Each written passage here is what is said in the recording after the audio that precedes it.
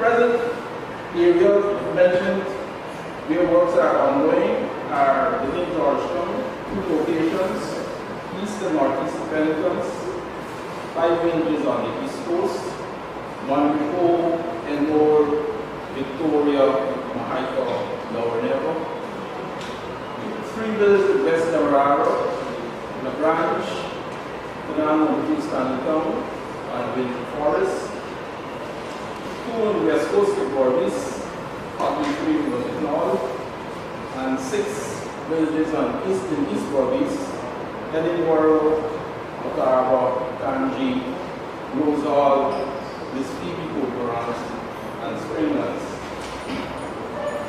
It is our hope that when we complete this segment of the works, that you, students, and your parents, and all those who are connected to the electricity system in those areas will benefit from a better quality. So, the final component within the program is the loss reduction action, where we replace defective meter and conducting meter upgrades. And more importantly, the introduction of a pilot project, the AMI project, which is being done within the Georgetown zone of the Syndrome Road, bordered by North Road, South Road, and Avenue Republic. In that zone, we have changed out the existing meters and equipping all the businesses and residents with the AMI electronic meters, which, as I said earlier, is a pilot project, so to give the organizations better control of the metering system. It would also give you, the consumers, the initiative of reading your meters online or by SMS messages, hence trying to eliminate a number of the issues or the issues which all consumers tend to have with meter readers, inaccurate readings, and so forth. So in order not to bore you the students anymore, so we could get through the program, so I know you're eager to get to your spelling. There are a number of trophies I see here for the top spellers, and I understand those of you who completed early in the program will also benefiting. So it seems to be a win-win situation for everyone. So without further ado, I'd like to close my presentation and wish you the spellers the best of luck. Thank you. Now I would like to invite Ms. Sophie Napoleon, who is the IB country rep, to give some brief remarks on this project. Ms. Napoleon.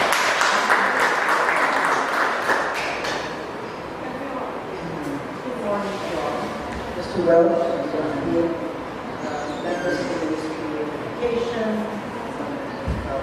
Yale students, graduate students, good morning. I'm very happy to be here with represent the IEP initiative. It's an important initiative in 2 ways.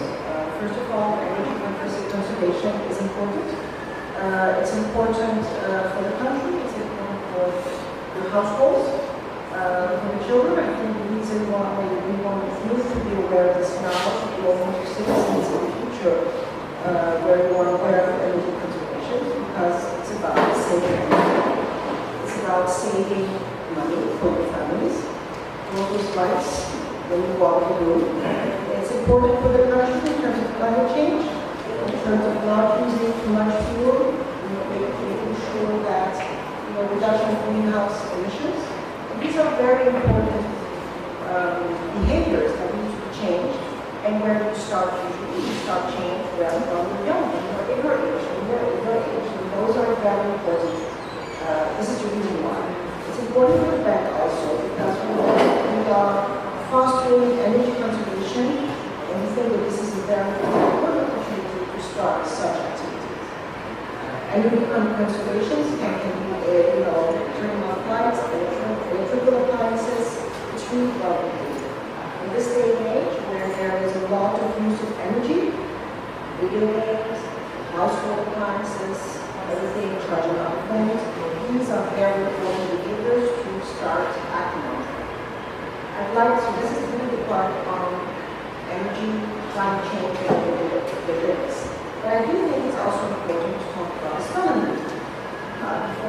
becoming the country representative and doing other functions, I need training sessions. So I do find spelling bees very interesting. Of course, spelling bees is about proper spelling, and proper spelling is important. How to present yourself when you're writing, how to make sure that it's coming out in transmission of the language. And I think that in this day and age, where we all use text messages, and we all use these abbreviated forms that we read them and we're not sure what we're reading, we have to spell it out, read it out loud to make sure what I have a secret from my children. And exactly, and I'm guilty sometimes, it's easier to do that. But I'm still part of the generation who writes the full word. You need to write that full word. And I was staying with that generation. But I think, and you will be the young ones, you will need to handle both. You need to handle texting, or you're going to write short words, and you're going to use the letter U instead of W or U for you. But you need to handle also at the same time proper spelling. And this is part of your challenges of your generation. So it's important to have that this is a lovely opportunity about important things for society, important things for children, and it's very nice when we see these things coming together. I hope that all of you are here. You are one, you are always among the best. So congratulations. And there are many winners, and I'm very happy to learn that there will be something for everybody. So congratulations to all, and a good competition, and happy holidays. Thank you.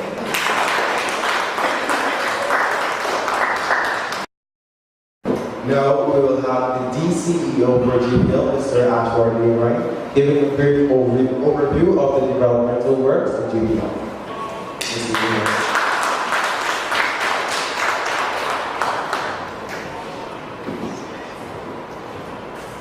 Thank you. Sophie, personnel from the Ministry of Education, colleagues, all students. Before I get into this, I would like to say this. As a kid, when I used to be at events similar to this, I used to hate it because these elders used to come up and we would talk and talk and talk. The words that goes over my head.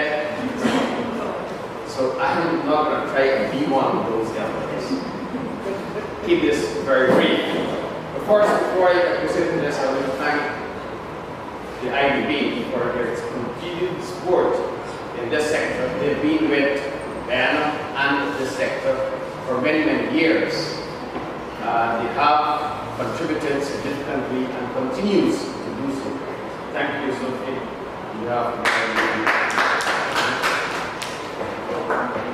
The rationale behind this exercise is twofold. One, it is on the school's side, is to help develop children. Spelling is one. Debating is some other equations that we have, two amongst others. But underpinning all of this is to educate the children, particularly about energy and energy usage, and why this has become such a huge challenge, not only for Guyana and GPL, but for the world. To put this into context, I need to go back a little bit to history. I'm not going to be too very long. And this takes us back way to 1973, when they had the Arab oil embargo. In a sense, what it is, the largest producers of oil, predominantly from the Middle East, Saudi Arabia, Iraq, Iran, all those countries, had come together and they had decided that they would cut down on their production, basic economic supply. If something is less and we want more of it, the prices will go up. The US in particular felt extremely vulnerable to this exposure. Because one, the security of their supply was threatened. Prices were going up. The demand for energy was also escalating. And then we had the first symptoms of climate change. So those things culminated in many developed countries initially, particularly Europe, USA, coming together and saying, well, what do do? How do we tackle these challenges? So the first one is that, well, let's how we can reduce demand.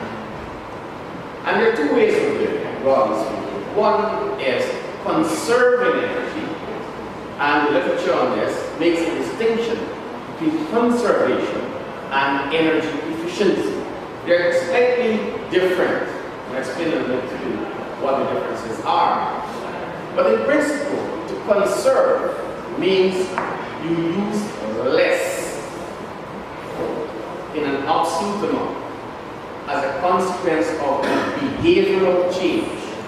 So instead, for example, I use 2 lights in my house. I use 1 as an example. Now, that is it's also like a taboo issue, in that people do not want to give up some degree of their normal life. Why should I want to use 1 light when I can use 2? So it's difficult to sway people in this direction. And then comes the concept of energy efficiency, which is a concept that was coined by the author called Lovins in his 1976 seminal article called Energy Efficiency, The Road Not Taken. And from that article, the debate started 30 years ago and still rages on today. The adoption of efficient appliances. That is one way, and a major way, to save energy without a change in behavior or less comfort or any degree of discomfort. So we can have, for example, a fridge. One man is energy efficient, so it uses, let's say, 50 kilowatt hours per month, so that's translates into about $2,500 in your bill. Or you can choose one that is not so energy efficient, that uses, let's say, 80 kilowatt hours per month, and that will translate into about $4,000 in your bill. The trick in it, however, is that the efficient appliances, the upfront cost is slightly more expensive than the less efficient appliance. And normally, when people go for a purchase, they compare the cost they can see now, which is the selling price of unit A, the efficient one, versus the selling price of unit B, the inefficient one. What they don't look at, and which they should be looking at, is what should be the life cycle cost of this appliance. How much is it going to cost me to operate year 1, year 2, year 3? And when you bring the cash flows together, the one that is efficient is by way, way cheaper, and will save you a lot of money. So these are the concepts we want to instill into the younger generation. Their behavioral change in conserving and to procure and use more energy efficient appliances. And that's why this aspect of this project has come about, an educational aspect. Now, for the GPL overall program, we've reiterated this over and over and over. Those of you are following the news, one or the other, the majority of many major projects. I don't want to bore you to death with going all through again and what the benefits are. But overall, in the strategic direction, where we are now in terms of power generation, most 95% of our power is generated by using oil. When you burn oil, you emit greenhouse gases, carbon dioxide in particular, causes damage to the environment, climate change negative effects. One of the solutions to this is to move to renewable energy technologies. In Guyana, there is an abundance of potential for hydro, and you might see the government trying to push hydro forward. This is a tropical country, so you have lots of solar potential. There is wind potential. There is biomass potential. This country can go entirely what they call in literature green, meaning we do not use fossil fuels. These are the things we would want the public at large to be educated about. And the IDP is extremely supportive of this because this is not unique to Guyana, this is not unique to GPL. This is common world around. 2 years ago, Germany made a decision. Germany is the largest economy in Europe, one of the largest economies in the world. They made a decision to spend 280 billion euros on wind power. And they're targeting by 2030 that you will have the German economy having about 40% of its energy needs supplied by wind and its offshore, so it's on the sea. We have seen large commitments from the USA, places like China, which are large users. The USA is the largest user followed by China, Germany, Japan, India, all those are huge users of energy. In Guyana, let's move away from the different sector. New cars on the road. Every year, an average of 10,000 new cars coming onto the road. What do we use? Gasoline. It's a source of energy. Emissions. You go to parts of China, so they're wearing masks, smog in the air, lots of emissions. Thank God for Guyana, so far, we haven't got that problem. But if we continue at this rate, we perhaps will end up like that. So GPL will continue this sort of educational campaign using different media. We use spelling bee is one such medium. We'll go to debate competitions. We'll put up more information on our website. We may have more interaction with the publics. What's called town hall meetings. Guyana is referred to as town hall meetings. Basically, educate. So I want you to take this opportunity to gather as much information as we can on energy conservation, energy efficiency, the effects these things will have on your pocket, on the environment, on GPL, and on the country and the world as a whole. So once again, thank you very much, and I'm looking forward eagerly to this final spelling bee. As I've heard, we've got some fantastic spellers, we've got the best of the best here. It's always a good challenge, and I wish you all the best. Thank you.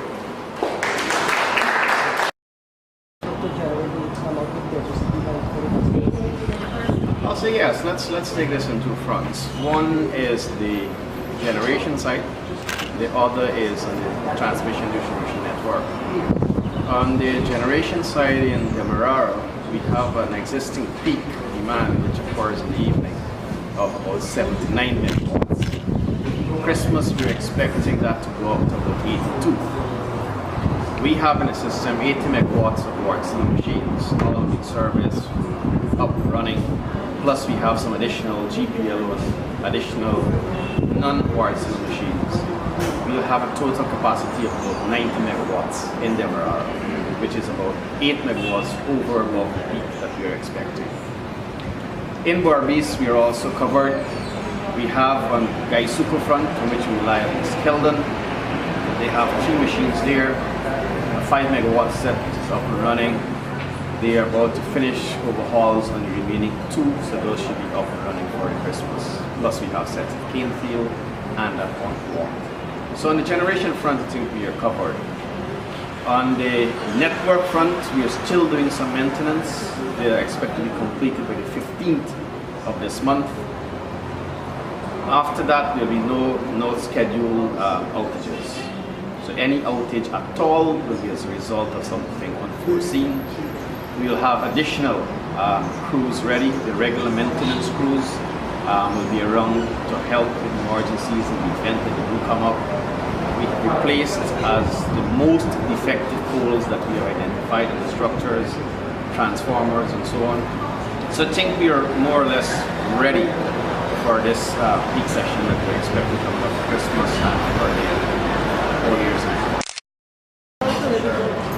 We have to be careful how widespread it is. Some measures being implemented. Well, as you know, electricity theft has been a perennial problem for this company and its predecessor, GEC. It still remains a huge challenge to us on two fronts. One, we have those individuals who are not customers that will tap into the network illegally and will disconnect themselves. And then we have customers who would either bypass the meter or tamper with it.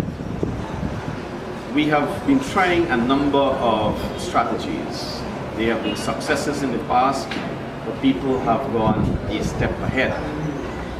We are now in a pilot phase of introducing more technological solutions. And the one here that is imminent is the Advanced Metering Infrastructure, the AMI.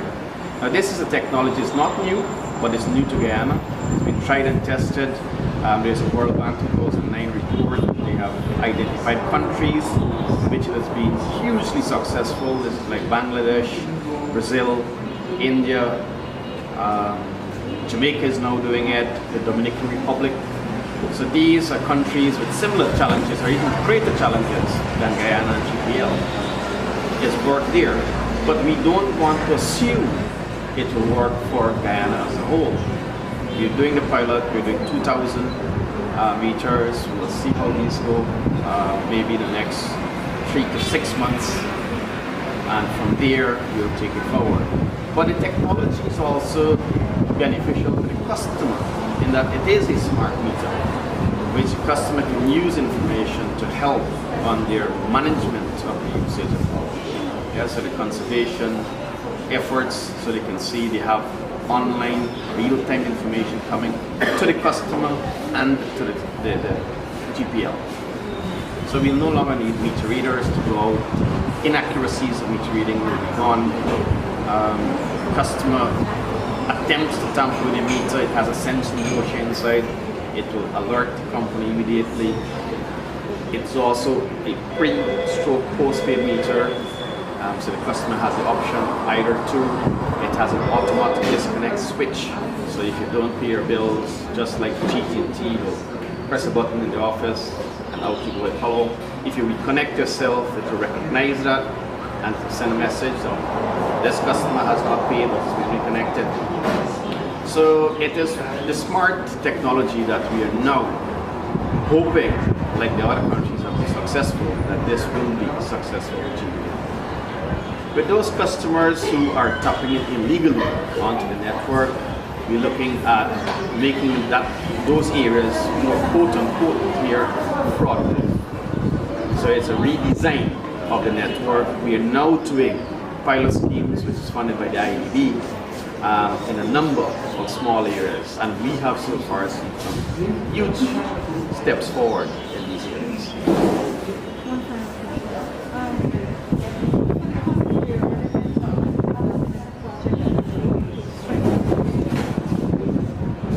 Well, the new year we'll have the new set at Real Loop, the 26 megawatt plant coming on stream by April of next year. We'll have all of the Chinese projects, the infrastructure development projects we've been talking about over this time, all be completed, the new substations. We will have, or we have, the new SCADA system up and running. So next year we'll see automated Demerara Berbice interconnected system, where power can now be wielded all the way back to Berbice from Demerara with their fixed supply. So next year we are expecting a lot of significant improvements. And one of the challenges we face now is poles. Next year we are moving towards looking at different poles. We're looking at concrete, we're looking at tubes, the galvanized tubing. So we are going to tender out to this different types of poles so supply can be boosted. And once the network is strengthened, the generation is there, new substations will be in place, we'll have a new automated control system. We expect to see some huge improvements in the system. So the challenge, however, going forward will be, and we will focus heavily now, or continue to focus on the loss reduction aspects. How is GPL going this year? That's a very broad question. You mean operationally? This year has seen some challenges again on the loss reduction front. We have made some strides, but not as much as we've expected. We have seen the technical losses going up as we expected, because the Chinese projects will not be completed this year. We have seen some slippages in the completion of some of the substations. The challenge we have at the Warrantilla site in Region 2 was to get the relevant length of piles. These were 72 feet piles that we found it extremely difficult to procure locally, so we had to get some overseas. Some of these things contributed to delays in some of these projects. On the greatest challenge so far, non-operational here, is on the fuel side. We have seen some spikes in the fuel, but overall it has been slightly below what we had budgeted.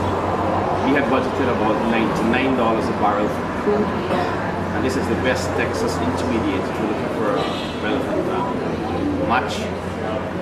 On average this year, it has been about $95, $96, and that is where it's hovering at the moment. So that has helped, because every $1 movement on an annualized basis costs us $1 million. And the reason I came up to $1 million, because we use an average of $1 million barrel for the year. So if I have to pay $1 more per barrel, it's $1 million for the year. But if the price were to go up, let's say half year, then of course that amount will come down. So yes, we have some breathing space there. On the demand side, we have seen demand continue to grow as new customers join the grid. We are now over 170,000 customers and still growing. We expect a peak as usual. Every Christmas there's a mad rush for meters. We have new meters coming into the country. They should be here later this month. We have some meters in stock, so customers continue to have those. So I think overall, yes, we have the challenges, but next year we are projecting to be a lot better than this year. Unfortunately, it hasn't stopped. What has happened with the prepaid is the prepaid escalated to a level that we never expected. So the rush and the demand for it far exceeded what we had anticipated when we ordered. We have placed an order for 18,000 prepaid meters, and those will be in the country later on this month. Because when we had initially ordered, we expected this more like the new customers wanting the prepaid, but we have seen a huge rush for existing postpaid customers wanting a replacement. We started a replacement, but then the rush came more, so we ran out of the prepaid meter stocks. But no, they're here, or they will be here shortly, so we're back on track. Section of the city, there is this moving up in the but did we have an nationwide something? The rationale for it is that it makes it not impossible, but more difficult for a customer to bypass the meter at the pole than it is when it's on the premises. The whole idea is for this testing of this new advanced meter structure is to test how better it will work on the posts relative on the premises. And if it works better at the post, what a company will have to get is an interface so the customer can see what is being recorded in the meter as opposed to not being able to see. But so to answer your question, no, we don't expect it to be a permanent feature unless it is showing significant